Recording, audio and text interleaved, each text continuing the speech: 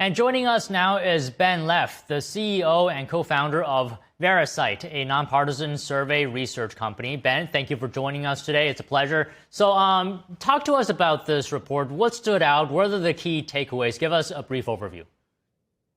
Don, thank you so much for having me. Really appreciate you having me on. So in December and early into the new year, Verasight surveyed about 2,000 Americans really to understand their priorities for the year. And what we found is a really interesting nuance. Now, most Americans, more than 64%, expect prices to continue to rise over the course of the year. And this is something the president spent a lot of time addressing during the State of the Union. Nevertheless, what is also interesting is the majority of Americans are optimistic about their own personal financial futures and think their own financial situation will improve over the course of the year. So the key test, which has implications for the midterms, is whether American situation does in fact improve enough in time to affect their vote outcomes as we get closer to the midterms. So Ben, how do those two pieces fit together? Because you said Americans expect prices of everyday goods to rise in 2026, but they also believe their personal finances will improve. How does that fit together? Yeah, I think it comes down to, a mix of if people think their job situation is going to improve, if their wages will rise faster than otherwise the prices are rising, or if they think tax cuts might be on the table or additional government benefits that can give them a boost. But ultimately, it is a dichotomy that will really play out over time. Americans just inherently are optimistic. And then as the year goes further, they'll ultimately be putting the president to the test of whether he will follow through on his promises to improve the economy greater than any potential increases in price.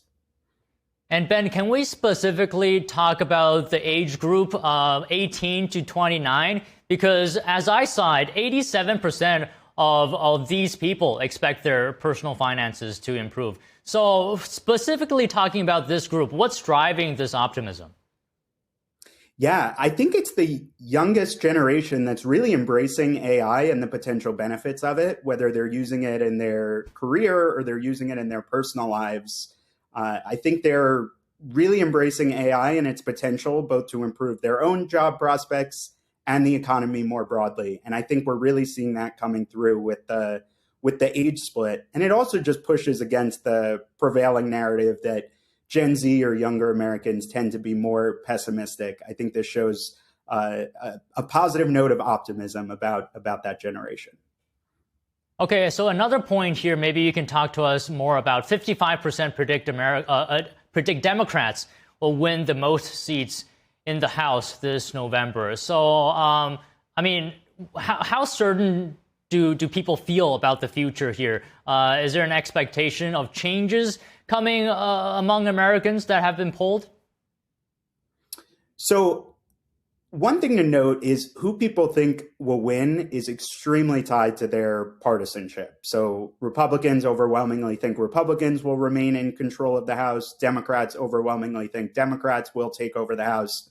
It's really independents that predict Democrats are going to win the House and is tipping it over the edge there. So a lot can change between now and November. It is typical whenever a president is in command that the midterms go the other way. So I think Americans are reacting to this. And what it will ultimately come down to, as we discussed earlier, is what happens with prices and the economy, because that will be the most important issue for voters in November.